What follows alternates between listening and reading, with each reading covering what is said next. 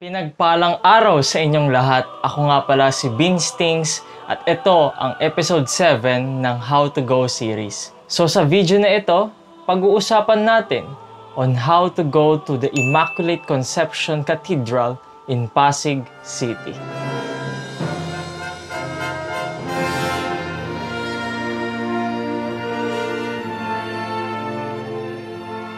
Mabuhay! Welcome po sa video na ito na kung saan pag-uusapan natin on how to go to the Pasig Cathedral. So ang travel guide na ito ay most likely ay para sa mga South kasi taga-South po tayo. Pero sa mga taga-North, pwede nyo naman pong panoorin itong video dahil makakakuha rin kayo ng tips kung paano po kayo makakapunta sa simbahang ito. And bago tayo mag-start sa video, note ko lang na jeepney lang ang ating gagamitin sa travel guide na ito. Hindi po tayo gagamit ng private vehicle, gagamit lang tayo ng commute. Ngayon, bago tayo mag-start sa travel guide o sa direction time, bigyan ko muna kayo ng kaunting information about sa cathedral na ito.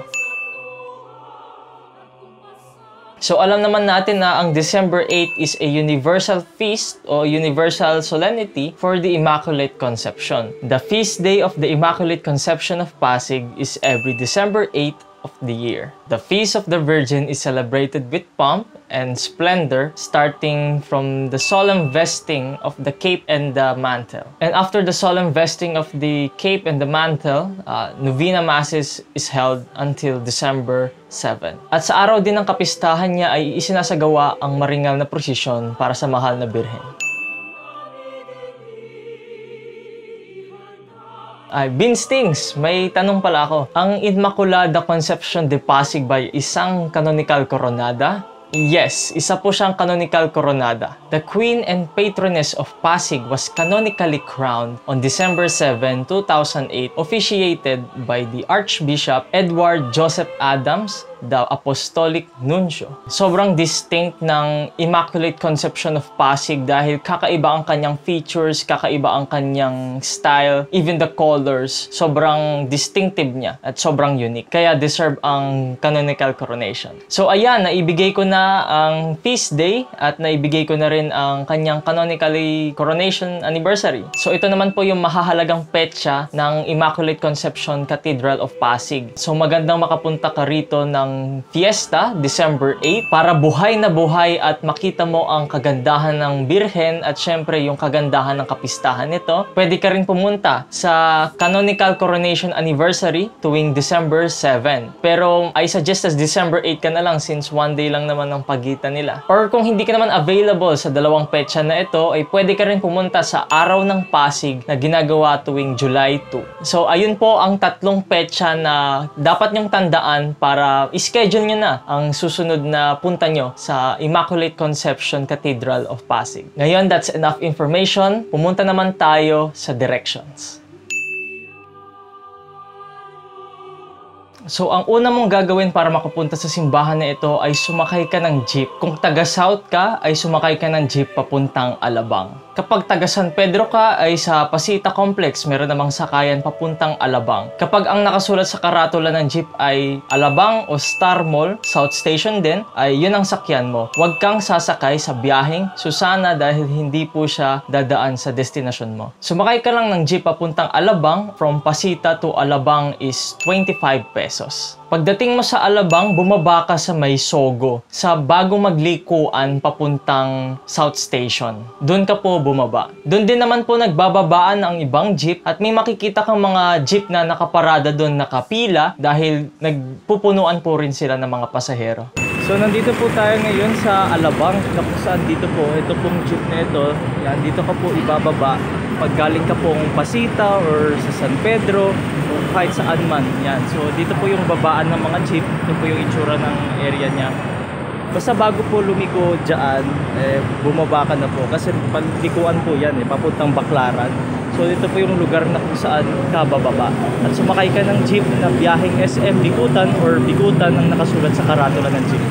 Pagbaba mo sa Alabang, yung bago magliko at sa malapit sa Sogo, sumakay ka ng jeep papuntang SM Bikutan or kahit Bikutan ang nakalagay. Ang Alabang to Bikutan is 22 pesos. Ngayon, paano mo naman malalaman kung nasa Bikutan ka na? Isang diretso lang po yun at meron ka pong ma-encounter na dalawang malaking intersection. Parehas po kasi silang exit, Sukat exit at Bikutan exit. Ngayon, para malaman mo na nasa Bikutan ka, may makikita kang footbridge na kulay green. Kapag may nakita ka ng footbridge na kulay green, ayun na po yung Bikutan. At ito po yung pangalawang malaking intersection. Yung unang intersection na ma-encounter nyo, na kung saan maghihintay sila ng mga pasahero, yun po yung Sukat. So, lalagpas pa po yun. Pupunta ka po ng Bikutan. Yung pangalawang malaking intersection ang pupuntahan nyo. Or, kung hindi nyo po talaga alam ang Bikutan, pwede nyo naman po sabihin sa jeepney driver na sa Bikutan ka lang ibaba. Kapag dumating ka na sa Bikutan, ay bumaba ka na sa jeep. Pagbaba mo sa jeep, ay umakyat ka sa footbridge. Pag akyat mo sa footbridge, pumunta ka sa DOST. So, paglakad mo ng paakyat sa footbridge, ay kanan ka lang po. Basta sa kanan po, papunta po sa DOST. So, ito po yung Bikutan.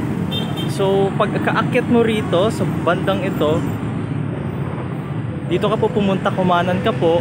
Pagkatapos, baba ka lang po doon hanggang sa dulo ng footbridge. So, ayun po yung PNR Bikutan Station. So, dito po, ito po sa kanan. Kanan lang po kayo ng kanan hanggang sa makababa po kayo doon sa pababaan ng footbridge na iyon. Pagbaba mo naman ng footbridge ay dumiretso ka lang. Dumiretso ka lang hanggang sa makita mo ang tricyclean. Konting recap, di ba nasa footbridge po tayo? So pagbaba mo ng footbridge, hindi ka na po tatawid. Diretso ka lang po at mayroon ka pong makikitang terminal ng tricyclean. Pagkatapos kulay puti ang mga tricycle. So yun po ang inyong palatandaan. Yung terminal ng tricycle na ito ay punuan at sobrang dami rin naman talagang tao ang pumupunta sa tricyclean na yun kaya hindi ka maghihintay ng napakatagal. Ang lahat ng tricycle na ito ay iisa lang ang pupuntahan, which is yung sa stoplight. Doon ka po rin pupunta talaga. So sumakay ka na ng tricycle at sabihin mo sa tricycle driver na sa stoplight ka lang ibaba. So nandun po yung yung footbridge na babaan po natin. Pagka baba mo ng footbridge, lakad ka lang po ng isang diretso. So makikita mo po tong Arcon na ito, yan. Lalagpas ka po dyan. Diretso ka lang po hanggang sa makapunta ka po sa tricyclean na iyan. Ito po yung tinuturo ko, itong tricyclean na iyan. Sakay ka po sa tricyclean na iyan. Pagkatapos sabihin mo lang sa stoplight ka ibababa o sa mga terminal na kung saan may mga jeep na biyaheng Pasig Palengke. From Bikutan hanggang stoplight ay 13 pesos. Ngayon, itong tricycle ay hindi po siya tatawid sa intersection. Ibababa ka niya po bago mag-intersection. Pero konting lakad lang naman po. Pagbaba mo ng tricycle ay pumunta ka sa intersection at tumawid ka sa kabilang kalsada. So muli, pagbaba mo ng tricycle ay tumawid ka papunta sa intersection. Hindi ka po sa 7-Eleven pupunta, kundi sa Goldilocks, yun po. So ayan, bumaba na po tayo doon na kung saan hanggang doon lang po yung tricycle ng sinakyan natin. Ang ginawa ko po pagkababa ko po doon, tumawid po ako dyan sa may maraming tao. Ayan po. Tumawid po ako dyan, pagkatapos pumunta po ako dito sa area na ito, dito po sa harapan ng Goldilocks. Yan. So ayan po. Bali, ang hihintayin nyo lang pong na biyahe ay jeep po na biyahe papaganon. Ang nakasulat po sa karatula ng jeep po ay Pasig Palengke. Lahat naman po ng biyahe rito, mga biyaheng Pasig Palengke, basta sabihin mo lang sa jeepney driver na sa Pasig Simbahan ka lang ibababa. Ngayon, kapag tumawid ka na, meron kang makikitang mga jeepney or mga modern jeep na nakasulat sa karatula nila ay Pasig Palengke. Tandaan nyo po, Pasig Palengke na biyahe po ang inyong kukunin para makapunta sa Pasig Cathedral. Ikayo na po bahala kung ano pong sasakyan nyo, kung modern jeep o traditional jeep po ang sasakyan ninyo. At paalala ko lang, ang dapat na jeep nyong masasakyan ay Pasig Palengke lang ang nakalagay. Pwede naman Pasig Palengke at may nakasulat sa baba na simbahan, pwede po yun. Kasi kapag meron biyaheng Pasig Palengke pero may mga nakasulat na Shopwise, may mga nakasulat pang iba-iba, dadaanan niya po yun eh. Kung gusto niyo pong mabilis ang inyong biyahe at hindi na po siya dadaan sa kung saan-saan, yung biyaheng Pasig Palengke lang po ang inyong sakyan. Dahil madadaanan naman ng Pasig Palengke ang Pasig Cathedral. Pero kapag hindi naman kayo nagmamadali, kahit anong jeep basta Pasig Palengke ang nakalagay o Pasig Simbahan, pwede niyo pong sakyan. Mula sa stoplight sa intersection hanggang sa sa Pasig Simbahan ay 24 pesos. Note ko lang kayo, may kahabaan po ang inyong biyahe. Mga around 15 to 25 minutes po ang inyong biyahe from stoplight hanggang sa Pasig Cathedral. Ngayon, kung hindi nyo po alam kung saan po kayo bababa, pwede nyo naman po sabihin sa jeepney driver na sa Pasig Simbahan ka po ibababa o sa Cathedral ng Pasig kayo ibaba. Pero kapag kayo po ay merong social anxiety, ito po ang inyong pwedeng gawin. Kapag nakita nyo yung Pasig Catholic College na school, kapag ako po ay nakaharap sa jeep, nasa right side po siya. Pag tingin nyo sa right side at meron kayo nakita nga na Pasig Catholic College, pwede ka na pong bumaba. Or kung may nakita ka na pong plaza, pwede ka na rin pong bumaba. At sinasabi naman ng jeepney driver kung nasa Pasig Simbahan na ba kayo. So ayun, kakababa lang po natin guys. Ito po yung mga jeep na galing sa Bikutan. Yan, dito ko po bababa. Yan, kung saan po huminto yung jeep na ito. Dito po siya malapit sa Pasig Catholic College. Ito po yung area ng bababaan nyo. Pagkatapos, ito po, pagbaba nyo po rito, lakad lang po kayo ng konti dito at nandun po ang simbahan ng Pasig. Tandaan nyo po, madadaanan po muna ang Pasig Simbahan bago ang Pasig Palengke. Kapag nakita mo na yung Pasig Catholic College or yung plaza, ay bumaba ka na. Kapag ikaw naman ay bumaba sa Pasig Catholic College, maglakad ka lang ng kaonte at pagtingin mo sa right side mo, ay makikita mo na ang Immaculate Conception Cathedral of Pasig. So, ganun lang para makapunta ka sa Pasig Cathedral o mas kilala bilang Immaculate Conception Cathedral ng Pasig City.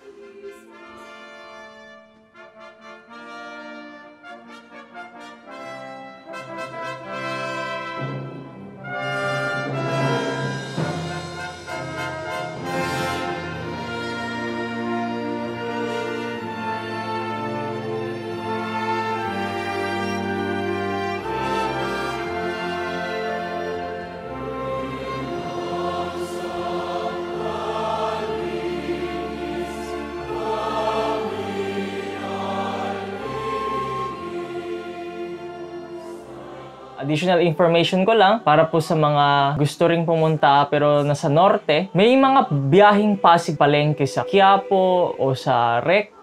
Basta biyaheng Pasig Palengke ay mapupuntahan niya naman po ang Pasig Cathedral. Hindi po ako sure kung saan po sila makikita pero alam ko po, sure ako sa Quiapo, sa Espanya area or sa Recto, sa Legarda, may mga biyaheng Pasig Palengke. So pwede niyo pong sakyan yun para makapunta ka ng Pasig Cathedral. So dito na po nagtatapos ang video na ito. Maraming salamat po sa inyong panonood. Sana po natulungan ko po kayong mga deboto ng Immaculada Concepcion de Pasig o mga parishioner na nagnanais pumunta sa katedral na ito. For more content like this ay i-follow nyo lang po ang aking mga social media accounts. Una-una sa lahat ay ang Instagram ko, ang Binstings at Binstings. Follow nyo po ako roon. Doon ko po pinupost yung mga pictures ng nagagandahang simbahang ito. At i-follow nyo rin ako sa TikTok. Sa TikTok naman ay dito ko po sinishare lahat ng mga shorts videos ko. Kasi dahil sa YouTube mga formal videos ang ina-upload ko. Sa TikTok naman ay mga shorts lang. So, follow nyo rin ako sa aking TikTok channel na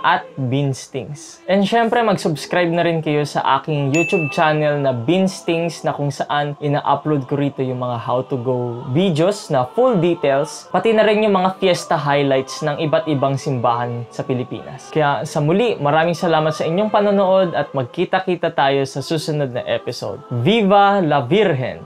Viva!